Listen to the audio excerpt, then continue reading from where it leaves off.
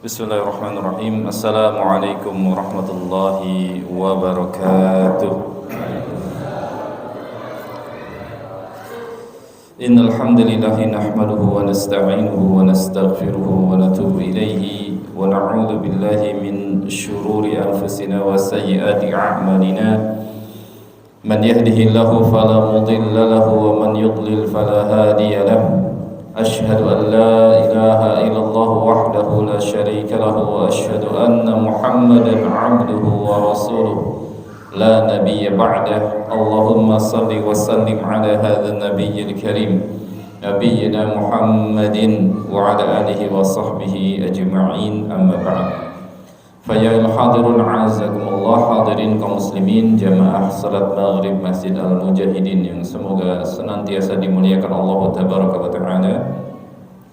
Segala puji bagi Allah Tabaraka wa Ta'ala yang telah melimpah curahkan begitu banyak nikmat dan karunia kepada kita sekalian, sampai dengan petang hari ini dengan izinnya kita bisa berkumpul kembali, bertemu kembali di majelis kita di Ahad malam sebagaimana terjadwal, dan kita insyaallah akan melanjutkan dari pembahasan sirah nabawiyah, sejarah dari perjuangan uswah dan kedua kita, suri tauladan kita yaitu Nabi Muhammad sallallahu alaihi wasallam. Semoga Allah Tabaraka wa Ta'ala menganugerahkan kepada kita ilmu yang bermanfaat, yang dengannya lahir ketundukan hati kita, kekhusyuan kita hanya kepada Allah Tabaraka wa Ta'ala, dan lahir dengannya amal-amal saleh. Semoga Allah Tabaraka wa Ta'ala menghindarkan kita dari ilmu yang tidak bermanfaat, yang dengannya hati semakin keras, yang dengannya nafsu kita tidak pernah merasa puas dan tidak pernah merasa cukup, yang dengannya pula doa kita susah untuk dikabulkan oleh Allah Tabaraka wa Ta'ala. Sebagaimana uswah dan qudwah kita Nabi sallallahu alaihi wasallam dalam riwayat Imam Muslim, beliau berdoa kepada Allah, Allahumma inni a'udzubika min ilmin la yanfa' wa min qalbin la yakhsha wa min nafsin la tashba' wa min da'watin la yustajabu laha. Beliau SAW berdoa kepada Allah agar dilindungi dari ilmu yang tidak bermanfaat. Syukur. Ilmu yang tidak bermanfaat. Karena apa? Karena akan melahirkan, yaitu apa? Qalbin la yakhsha, hati yang tidak pernah memiliki ketakutan dan tunduk kepada Allah. Ilmu yang bermanfaat pun akan menghasilkan, yang tidak bermanfaat pun akan menghasilkan apa? Qalbin la tashba, nafsin la tashba, jiwa yang tidak pernah merasa puas, ya, jauh dari bersyukur kepada Allah, dan dakwah atau doa yang sulit untuk dikabulkan, diijabah oleh Allah Tabaraka wa Ta'ala. Ma'asyiral muslimin rahimani wa rahimakumullah, hadirin kaum muslimin yang semoga Allah muliakan. Sebelum masuk materi, saya ingin mengingatkan diri saya dan kita semuanya bahwasannya kita sekarang berada dan masuk di bulan apa? Di bulan Sya'ban, yang itu artinya kita akan sebentar lagi masuk ke bulan Ramadan, bulan yang sama-sama kita nantikan, bulan yang sama-sama kita rindukan kedatangannya, bulan yang senantiasa kita menginginkan dan berdoa kepada Allah agar kita bisa menikmati dan beribadah di dalamnya dalam kondisi sehat, ya, di dalamnya. Namun hadirin kaum muslimin yang semoga Allah muliakan, baginda Nabi SAW menuturkan kepada kita akan bulan Sya'ban ini banyak dilewatkan begitu saja oleh banyak manusia. Banyak manusia yang melalaikan bulan ini. Banyak manusia yang berlalu begitu saja dengan bulan ini, tidak ada peningkatan kualitas ibadahnya sama sekali. Beliau menuturkan katsirun minan nas, banyak manusia yang yaghfuluna anhu, yang lalai dari bulan Sya'ban ini. Padahal Ibunda Aisyah radhiyallahu anha wa ardhaha, ya, istri beliau yang tercinta, menuturkan kepada kita, tidaklah baginda Nabi SAW berpuasa selama 1 bulan full penuh kecuali di bulan Ramadan, dan tidaklah Nabi memperbanyak puasa sunnah dalam 1 bulan itu kecuali di bulan Sya'ban. Bahkan dalam satu riwayat disebutkan sampai dengan lafaz mutatabi'aini. Artinya Nabi itu berpuasanya 2 bulan berturut-turut. Maknanya apa? Sya'ban dan Ramadan itu berturut-turut 2 bulan. Menunjukkan selama bulan Sya'ban ini intensitas ibadah Nabi ditingkatkan. Karena apa? Sebagai bentuk apa? Persiapan, pemanasan. Adalah sebuah hal yang logis ya. Ketika kita hendak masuk ke arena, turun ke lapangan dan kita bertanding di dalamnya. Arena sesungguhnya, tempat pertandingan sesungguhnya apa? Ramadan. Ya, yang kata Nabi, fatanafasu, berlomba-lombalah kalian di bulan itu karena Allah sedang melihat dan memperhatikan kalian. Arena sesungguhnya Ramadan. Adalah sebuah hal yang logis kalau kita mempersiapkan diri sedari awal sebelum masuk Ramadan. Supaya apa? Supaya kita memiliki kesiapan, ketangguhan, ya fisiknya, ya mentalnya. Sudah tangguh masuk ke Ramadan tuh udah siap bertanding. Gitu ya. Kalau tidak pemanasan kan, seorang pemain terjun ke lapangan apa yang terjadi? Ya, kram lah ya. Mudah cedera lah. Makanya tidak heran kalau masuk Ramadan yang ramai di awal saja Ramadannya. Sisa Ramadan pertengahan akhirnya udah berguguran tumbang tuh. Karena cederanya apa? Udah sprint dari awal tuh, lari dari awal. Di tengah udah udah nggak kuat, gugur lah. Cedera, tumbang tuh. Masjid yang tadinya DKM nyiapin koridor sampai awning ke depan itu ya, makin maju sapnya terus ke depan kan sisanya. Begitu. Kenapa? Karena kurangnya persiapan, minimnya persiapan, tidak adanya pemanasan. Makanya para ulama salaf terdahulu mereka mengatakan begini, bahkan dari jauh hari sebelum Sya'ban, itu dari Rajab, berarti bulan ketujuhnya. Kalau para ulama salaf mereka mengatakan gini, syahrul Rajab syahrul zar'i wa syahrul Sya'ban ya syahrul suqi zar'i wa syahrul Ramadan syahrul ya hasadi zar'i. Kata mereka, bulan Rajab itu adalah bulan menabur benih, bercocok tanam. Bulan Sya'bannya adalah bulan suqi zar'i, bulan menyirami tanaman itu, benihnya itu. Kapan panennya? Panennya di bulan Ramadan. Maksudnya apa? Apa yang ditanam di situ? Amal soleh. Sedari Rajab tuh sudah dibiasakan amal solehnya. Kita tahu dan kita sama-sama mengetahui dan mengilmui sebuah hal yang sudah kita maklumi bersama. Rajab adalah salah satu dari bulan haram yang pahala amal soleh dilipat gandakan di dalamnya, yang kemudian dosa dari perbuatan maksiat pun dilipat gandakan, sehingga seseorang sudah terbiasa tuh dari awal, sudah dari Rajab itu sudah tilawah Qur'annya diperbanyak, ya, qiyamul lailnya juga dijaga, puasa sunnahnya ditingkatkan, mata, telinga, mulut, anggota badan kita dijaga untuk tidak terjatuh ke dalam perkara-perkara yang menghasilkan dosa, karena akan dilipat gandakan dosanya. Nah, dari situ, dari Rajab sudah dijaga, sudah dibiasakan. Kemudian pembiasaan itu dijaga, dikawal, dilanjutkan ketika masuk apa? Sya'ban. Makanya disebut dengan bulan menyirami. Pembiasaan positif, pembiasaan kebaikan itu sudah ditanamkan di Rajab, di Sya'ban dijaga, dipelihara. Bahkan kalau bisa ditingkatkan lagi, sebagaimana Ibunda Aisyah menuturkan, tidaklah Nabi berpuasa banyak puasa sunnah dalam satu bulan kecuali di bulan Sya'ban. Itu Nabi SAW mencontohkan kita seperti itu. Ya, jadi dibiasakan sehingga ketika ketemu Ramadan, mental kita, fisik kita sudah terbiasa. Tinggal memanen hasil yang kita biasakan di bulan Rajab dan Sya'ban. Gak berat lagi tuh baca Quran, udah gak berat lagi. Ya, tilawah Quran 1, 2, 3 juz sehari sudah gak berat tuh, karena sudah terbiasa sebelumnya. Qiyamul lail sudah tidak berat lagi karena sudah terbiasa sebelumnya, sudah jadi habit. Puasanya pun demikian, sudah tidak berat lagi, sudah tidak lagi seperti puasa balas dendamnya. sorenya nyari sibuk nyari takjilan kemana-mana, ngumpulin koleksi takjilan gitu ya. Karena sudah sesuatu hal yang biasa, sebelumnya sudah terbiasa berpuasa seperti itu. Ya, ini peringatan bagi saya dan bagi kita semuanya untuk manfaatkan waktu yang kita miliki di Sya'ban ini dengan sebaik-baiknya.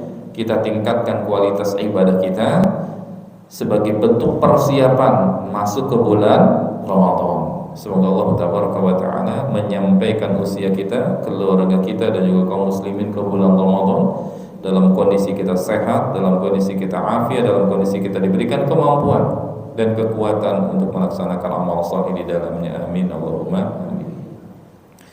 Baik, hadirin kaum muslimin yang semoga dimuliakan Allah Ta'ala. Kita lanjutkan materi kita. Materinya lumayan panjang, itu terkait dengan apa? Apa Pak? Terakhir kita bahas apa? Iya, Masya Allah, itu Perang Badar. Masya Allah, luar biasa, betul ya. Jawab semuanya ya, walaupun dalam hati insya Allah saya kedengaran lain insya Allah ya. Perang Badar, Masya Allah. Ada yang mengucapkan Alhamdulillah, ada yang ragu-ragu, tapi saya yakin di hatinya Perang Badar. Baik, di pertemuan terakhir kita sudah menggambarkan tentang bagaimana skema kekuatan kedua belah pihak antara kaum muslimin dengan kaum musyrikin. Sudah terbayang di benak kita skema kekuatan kedua belah pihak itu seperti apa. Rasulullah SAW mengadakan persiapan untuk keluar melaksanakan safar ini untuk sebuah tujuan, yaitu menghadang kafilah dagang yang dipimpin oleh Abu Sufyan. Boleh dibilang minim sekali persiapan, tidak ada persiapan segala sesuatu, karena memang targetnya hanya menghadang kafilah dagang yang dikawal oleh berapa orang? Betul, 40 orang saja, betul. Jadi tidak perlu persiapan banyak, secara hitungan kan begitu, hanya 40 orang, tidak perlu persiapan banyak, sehingga nyaris tidak ada kelengkapan perang yang memadai. Tergambar pertama dari jumlah pasukan hanya 313, dalam riwayat yang disebutkan 317. Terdiri dari 23 atau 86 dari kaum muhajirin dan sisanya dari Ansor. 170 dari Khazraj dan 61-nya dari Aus. Ya. Itu gambaran pasukan kaum muslim. Kemudian dilengkapi dengan kavalerinya 2 ekor kuda, hanya 2 ekor kuda. Kemudian 1 ekornya milik Zubair bin Al-Awwam dan satunya lagi milik Al-Miqdad bin Al-Aswad. Untanya ada 70 yang masing-masing unta dinaiki oleh 3 orang. Masing-masing unta dinaiki oleh 3 orang. Rasulullah SAW sendiri, beliau naik unta bersama dengan Ali bin Abi Thalib dan Marsad bin Abu Marsad. Jadi dalam 1 unta yang ditunggangi oleh Nabi ada 3 orang. Beliau, Ali bin Abi Thalib dan sahabat Marsad radhiyallahu anhuma. Kemudian bendera komando tertinggi dipegang oleh sahabat Mus'ab bin Umair radhiyallahu anhu. Kemudian pasukannya dibagi jadi 2 batalion muhajirin, ya, komandannya adalah Ali bin Abi Thalib, dan batalion Ansor komandannya adalah Sa'ad bin Mu'adz, ya, pemimpin kaum Ansor. Kemudian front sebelah kanan, jadi sayap kanan pasukannya gitu ya. Ada 3 pemimpin di depan Rasul, kemudian Ali bin Abi Thalib dan siapa tadi? Sa'ad bin Mu'adz, kok jadi blank ya. Sa'ad bin Mu'adz radhiyallahu anhu. Kemudian front kanannya ya diisi oleh batalion muhajirin. Front kanannya diserahkan atau dipimpin oleh Az-Zubair bin Al-Awwam, ya, dan front kirinya dipimpin oleh Al-Miqdad bin Amr. Adapun saf terbelakang, jadi pasukannya terskema kanan kiri dan di belakang. Barisan belakang itu diserahkan kepada pemimpinnya, itu Qais bin Sa'sa'ah radhiyallahu anhu. Itu skema susunan pasukannya, 3 kanan kiri belakang. Skema pasukannya begitu.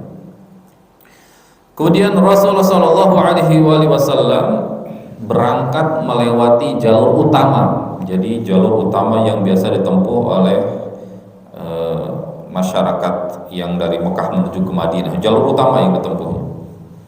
Ya, tidak lewat melipir ke pesisir pantai, tidak, tapi lewat jalur utama. Dan kemudian beliau di pertigaan jalan mengambil jalur ke arah ke arah Badr, ke arah Badr. Kemudian hadirin kaum muslimin yang semoga dimuliakan Allah Tabaraka wa Ta'ala, adapun gambaran pasukan Quraisy sebagaimana yang sudah kita sebutkan, ya, gambaran pasukan Quraisy yaitu bermula sejumlah berapa orang, Pak? 1.300 orang. Karena hampir semua kabilah di Mekah mengirimkan utusannya. Hampir semua kabilah di Mekah mengirimkan utusan. Ya. Berjumlah total 1.300 orang pasukan tambahannya yang mencoba untuk mengawal dan menjemput gitu ya, melindungi. Niatnya awalnya melindungi, namun kesininya jadi berniat untuk apa? Menghancurkan kaum muslimin. Jadi ingin unjuk kekuatan lah gitu ya. 1.300 orang 1.300 orang yang semuanya bersenjatakan lengkap ya. 1.300 itu lengkap. Ada 100 ekor kuda, 600 baju besi, dan unta yang tidak bisa tersebutkan berapa jumlahnya karena saking banyaknya. Unta digunakan untuk kendaraan, juga digunakan untuk konsumsi pasukan. Dalam seharinya disembelih 9 sampai 10 ekor unta. Ya, 9 sampai 10 ekor unta dalam sehari. Itu apa tuh namanya? Jumlah atau skema pasukan dari kaum musyrikin. Baik, selanjutnya hadirin kaum muslimin yang semoga dimuliakan Allah Tabaraka wa Ta'ala, berangkat pasukan musyrikin dari Mekah dengan begitu angkuh, begitu sombongnya, ingin memperlihatkan kekuatan dirinya. Allah sebutkan dalam surah Al-Anfal ayat 47 tentang sifat mereka. Kata Allah, a'udzubillahi minasyaitonirrajim, wa la takunu kalladzina kharaju min diyarihim batara wa ria'an nas wa yasudduna an sabilillah wallahu bima ya'maluna muhit. Janganlah kalian sekali-kali seperti orang-orang yang keluar dari tempat tinggal mereka, yaitu orang-orang Quraisy, keluar dari Mekah, batara dalam kondisi penuh keangkuhan, wa ria'an nas dalam kondisi ingin dilihat oleh manusia, unjuk kekuatan, wa yasudduna an sabilillah dan dalam kondisi dalam rangka ingin menghalang-halangi manusia dari jalan Allah. Gitu ya, menghancurkan kaum muslimin. Ingat kata Allah, wallahu bima ya'maluna muhit. Allah itu Maha mengetahui atas apa yang telah mereka perbuat, gitu ya. Hadirin kaum muslimin yang semoga dimuliakan Allah Tabaraka wa Ta'ala, ya, mereka berangkat dari Mekah dengan persenjataan lengkap, dengan penuh amarah, dengan penuh kemurkaan, gitu ya. Mereka bergerak dengan cepat menuju ke arah Badar dengan jalur utama dilewatinya. Ya. Kemudian hadirin kaum muslimin yang semoga dimuliakan Allah Tabaraka wa Ta'ala, kafilah yang semula hendak dicegat oleh Nabi SAW, itu kafilah yang berjumlah 40 orang itu ya, dipimpin oleh Abu Sufyan, yang semula hendak dicegat oleh Nabi, karena Abu Sufyan ini bukan orang sembarangan. Ia sudah merupakan pedagang seorang pemimpin ulung lah ya, pemimpin ulung, cerdas, memimpin ulung, udah luar biasa. Jadi masalah medan itu sudah apa tuh namanya, taktik teknik itu sudah sangat cerdas. Ketika ia hendak sampai atau hendak menghampiri dan sampai di Madinah, dia sudah memasang kuda-kuda untuk berhati-hati.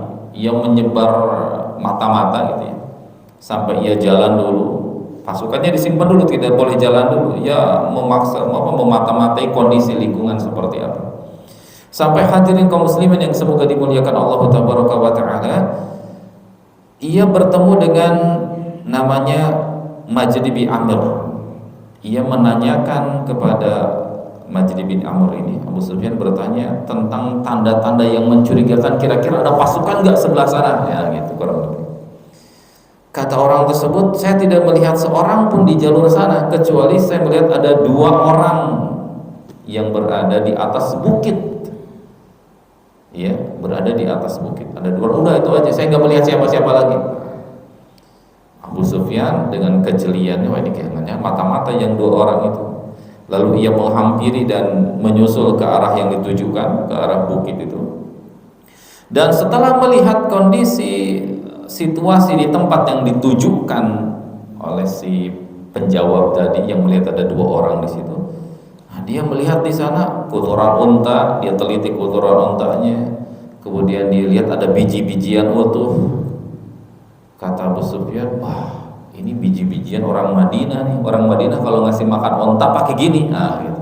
Semakin positif lah. Oh, berarti pasukan Nabi Muhammad sudah sampai sini. Gitu ya.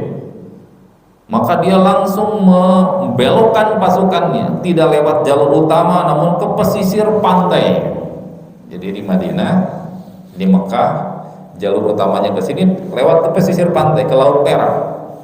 Jalur yang dulu ditempuh oleh Nabi ketika hijrah, nah itu ya, ke jalur pesisir pantai Madinah, maka jalurnya bisa jalurnya lurus ke sini ke arah utara, namun ke arah selatan, namun ini langsung belok dulu ke pesisir pantai, membelokkan pasukan ke jalur yang bukan jalur biasa, gitu ya, dengan tujuan supaya bisa menghindar, dengan tujuan begitu, supaya bisa menghindar.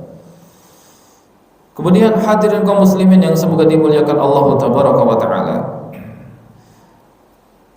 ketika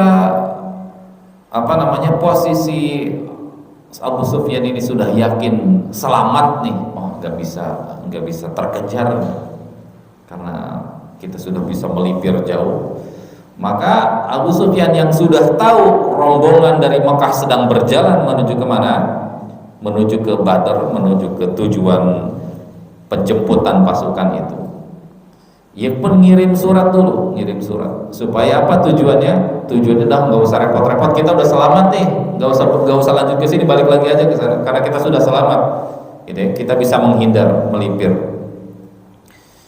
Sampailah si pengirim surat itu ke pasukan Mekah, yang isinya tadi mengabarkan, menginformasikan bahwa kafilah selamat dari pencegatan, nah gitu. Maka dalam hal itu kondisi pada waktu itu pasukan terbagi menjadi 2 kondisi. Kondisi pertama menyatakan udah maju saja, langsung aja loncat ke sana, ya, sekalian ujuk kekuatan supaya bangsa Arab melihat, ya, supaya bangsa Arab melihat kekuatan kita. Kata sebagian manusia seperti Abu Jahal, karena pemimpin pasukan musyrikin Quraisy adalah Abu Jahal. Abu Jahal mengatakan kita tidak akan kembali kecuali sampai di Badar, sampai di tujuan. Kita akan berada di sana selama 3 hari, kata Abu Jahal, sambil menyembelih hewan, makan besar, minum arak, dan kemudian menanggap biduan wanita. Jadi artinya hiburan hura-hura itu memang budaya dari zaman dahulu, ya. Abu Jahal sengaja dalam pasukannya itu bawa biduan wanita untuk memberikan semangat, ya. Jadi 3 hari Abu Jahal menginginkan nanti sampai di Badar kita ujuk kekuatan, bahwasanya kita bukan orang sembarangan, orang Quraisy itu ya, bukan orang sembarangan. Kita akan 3 hari berkemah di sana sambil menyembelih hewan, ya, kemudian makan besar, minum arak, dan ya dihibur dengan para biduan wanita. Dan itu disebutkan dalam sirah-sirah para ulama seperti itu. Itu pernyataannya siapa? Abu Jahal. Ya, supaya bangsa Arab semua mereka bisa mengetahui sirah perjalanan kita, kurang lebih begitu. Namun ada satu orang yang berpendapat lain, yaitu Al-Akhnas bin Syariq. Al-Akhnas, ia berpendapat, nggak usah kayak gitu, balik lagi aja. Udah ke Mekah, ada pasukan, udah kafilah, udah selamat, tidak tercegat, udah balik lagi aja, gitu ya. Maka ia pun bersama dengan kabilahnya dari Bani Zuhrah ya, kembali lagi pulang, yang semua berjumlah 300 orang. Jadi berangkat 1.300, 300-nya kembali lagi. Itu di bawah komandonya Al-Akhnas bin Syarif. Jadi lengkaplah 1.000 pasukan yang datang ke Badar itu, karena 300-nya kembali lagi setelah ia mendapatkan informasi bahwasannya kafilah dagang selamat. Nah, gitu. 300 pulang. Nah kemudian sisalah 1.000 orang ya, sisalah 1.000 orang. Nah kemudian hadirin kaum muslimin yang semoga dimuliakan Allah Tabaraka wa Ta'ala, pada waktu pasukan atau kafilah yang dibawa komando Abu Sufyan itu mencoba untuk menghindar dari arah pasukan Rasulullah Shallallahu Alaihi Wasallam, dan Rasulullah Shallallahu Alaihi Wasallam mengetahui hal itu, bahwasannya kafilah mencoba untuk menghindar ya, melihat mencari jalur lain. Maka pada waktu itu hadirin kaum muslimin yang semoga dimuliakan Allah Tabaraka wa Ta'ala, ya Rasulullah Shallallahu Alaihi Wasallam mengirimkan mata-mata gitu ya, mengirimkan mata. Geraknya kemana nih larinya nih? Nah gitu ya. Geraknya larinya kemana? Karena tidak lewat jalur ini. Oh, lari kemana nih pasukan? Kirimlah mata-mata. Ya, ternyata dia belok ke arah pantai yang semula harusnya lewat ke sini, ya langsung ke arah Makkah. Ternyata belok, ditunggu kok nggak datang, nah gitu kan. Kirimlah mata-mata, sampailah ke sana. Ya ternyata sedang dalam perjalanan, pasukannya Abu Sufyan itu sedang berada dalam perjalanan ya. Dan hadirin kaum muslimin yang semoga dimuliakan Allah Tabaraka wa Ta'ala, Nabi pun dapat informasi pasukan dari Mekah menuju ke situ. Wah gitu.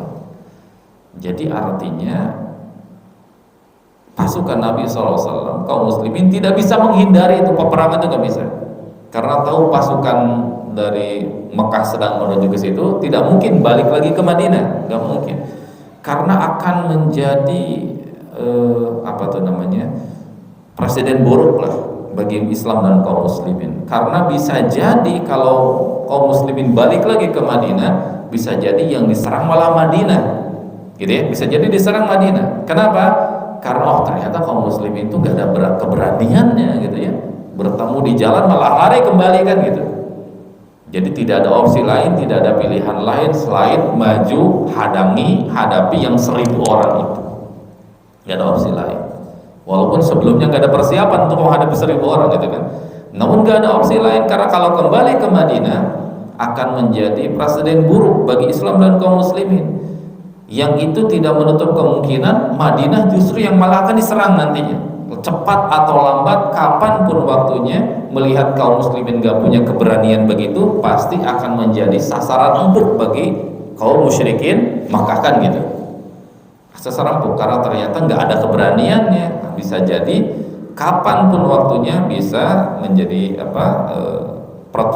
tanda buruk lah gitu ya bagi kaum muslimin di Madinah, akan jauh lebih rawan lagi. Maka tidak ada pilihan lain selain menghadapi ke 1.000 orang itu. Namun bijaknya Nabi SAW, beliau tidak memaksakan kehendak. Beliau lemparkan dulu ke para sahabat, maka dibikin majelis permusyawaratan dulu tuh. Dalam kondisi begitu, rembukan dulu. Syariat kita memerintahkan untuk apa? Untuk ada majelis syura ya, sebagaimana di surah Syura disebutkan. Rembukan dulu tuh dengan para pemimpin dari masing-masing pasukan itu, dirembukan dulu. Nabi tidak memaksakan kehendak. Nabi menyelenggarakan majelis musyawarah. Dalam majelis itu beliau mengisyaratkan ya posisi yang nanti harus dipertaruhkan nih, harus dipertaruhkan secara mati-matian gitu ya. Jangan sampai jangan sampai nanti lengah begitu kurang lebih. Nah, para komandan pasukan dari mulai Muhajirin, di sana ada Abu Bakar, di sana ada Umar Ibn Khattab radhiyallahu anhu, sepakat untuk maju terus, jangan mundur. Gitu ya. Abu Bakar dan Umar sebagai pemimpin kaum Muhajirin mengatakan maju terus, wahai Rasulullah SAW, kata mereka, ya, maju terus. Kemudian Al-Miqdad bin Amr yang ini juga salah satu dari pemimpin Muhajirin mengatakan kalimat yang terukir dengan tinta emas, ya, dalam kitab-kitab sirah. Beliau mengatakan begini, kalimat dari seorang yang memang patriotik luar biasa, ya, punya semangat jiwa juang luar biasa. Kata beliau begini, wahai Rasulullah, majulah terus seperti yang diperlihatkan Allah kepada engkau. Kami akan bersama engkau. Demi Allah, kami tidak akan berkata sebagaimana perkataannya Bani Israel kepada Musa. Bani Israel ketika diperintahkan untuk berjihad, berperang, apa yang mereka katakan? Idhab anta wa rabbuk, pergi engkau bersama Tuhanmu sana berperang, saya duduk aja di sini, kata Bani Israel begitu. Ketika diajak oleh Nabi Musa berperang, dalam surah Al-Maidah di ayat ke-24 Allah berfirman begini, qalu ya Musa inna la nadkhulaha abada ma damu fiha fadhhab anta wa rabbuka faqatila inna hahuna qa'idun. Mereka Bani Israel berkata kepada Nabi Musa begini ketika diminta untuk berjihad, berjuang di jalan Allah, ya Musa, wahai Musa, inna la nadkhulaha abada, kita tidak akan masuk ke kota itu selama-lamanya, madamu fiha, selama mereka berada di dalam itu, di dalam kota itu. Fadhhab anta, pergilah engkau, wa rabbuka, dan Tuhanmu, faqatila, berperanglah kalian berdua, gitu. Bayangkan, sombong banget, ya. Bani Israel mengatakan kepada Nabi Musa, pergilah engkau berdua dengan Tuhanmu, perang sana. Inna hauna qa'id, kita nunggu aja di sini. Ya, Allah. Siapa? Bani Israel. Kata Miqdad bin Amr, kami tidak akan mengatakan sebagaimana perkataannya Bani Israel kepada Musa, yang nyuruh berperang kepada Rasul dan Tuhannya, gitu. Kata beliau, pergilah engkau bersama Rabbmu, berperanglah, dan sesungguhnya kami akan berperang bersama dengan kalian. Demi yang mengutusmu dengan kebenaran, andaikan engkau pergi membawa kami ke dasar sumur yang gelap, maka kami pun akan siap bertempur bersama engkau hingga engkau bisa mencapai tempat itu. Bayangkan. Jadi sudah benar-benar tingkat keimanan mereka luar biasa, padahal tahu kondisinya tidak seimbang, gitu. Siap mendukung Nabi SAW. Itu dari kaum Muhajirin, dengan begitu semangatnya mereka mendukung Nabi SAW. Namun tentu Nabi pun harus mendengar juga pendapat dari kaum Ansor yang mayoritas, kan gitu. Kaum Ansor yang mayoritas. Pemimpin Ansor siapa? Sa'ad bin Mu'adz. Pemimpin Ansor tadi Sa'ad bin Mu'adz. Tidak kalah sebagaimana yang disampaikan oleh Miqdad bin Amr, Sa'ad bin Mu'adz radhiyallahu anhu pun luar biasa. Beliau mengatakan, kami sudah beriman kepada engkau, kami sudah membenarkan engkau, kami sudah bersaksi bahwa apa yang engkau bawa adalah kebenaran. Kami sudah memberikan sumpah dan janji kami untuk patuh dan taat. Maka majulah terus engkau wahai Rasulullah seperti engkau kehendaki. Demi Allah yang telah mengutus engkau dengan kebenaran, andai kata engkau bersama kami terhalang lautan, lalu engkau terjun ke dalam lautan itu, kami pun akan terjun bersama engkau. Masya Allah. Tak seorang pun di antara kami yang akan mundur. Ya, tak seorang pun di antara kami akan mundur. Jika besok engkau berhadapan dengan musuh bersama kami, sesungguhnya kami dikenal sebagai orang-orang yang sabar dalam peperangan, orang yang jujur dalam pertempuran. Semoga Allah memperlihatkan kepadamu tentang diri kami apa yang engkau senangi. Majulah bersama kami dengan barokah Allah tabaraka wa ta'ala. Artinya semua pemimpin Muhajirin dan Ansor sepakat untuk terus maju, tidak kembali ke Madinah. Ya, ini yang kemudian menguatkan langkah Nabi untuk terus maju. Ini sekali lagi sikap, ya, kalau bahasa sekarang sebut dengan demokratis, gitu ya, dari seorang pemimpin. Tidak memaksakan, dilemparkan dulu ke rakyatnya, dan semua rakyatnya mendukung satu suara bulat, maka Nabi pun memutuskan, kalau begitu kita jalan. Ya, Allah. Ya, hadirin kaum muslimin yang semoga dimuliakan Allah tabaraka wa taala. tentu ini sebuah support yang menguatkan dan mengokohkan langkah Nabi untuk terus maju ya. Ternyata para sahabatnya baik Muhajirin pun maupun Ansor satu suara bulat untuk menyatakan diri terus maju gitu ya. Lalu Rasulullah Shallallahu Alaihi Wasallam beliau sendiri turun ketika pasukan berkumpul gitu, berkemah. Beliau sendiri bersama dengan Abu Bakar As-Siddiq radhiyallahu anhu melakukan kegiatan mata-mata gitu. Melihat gerak-gerik pasukan sudah sampai mana nih, pasukan siapa?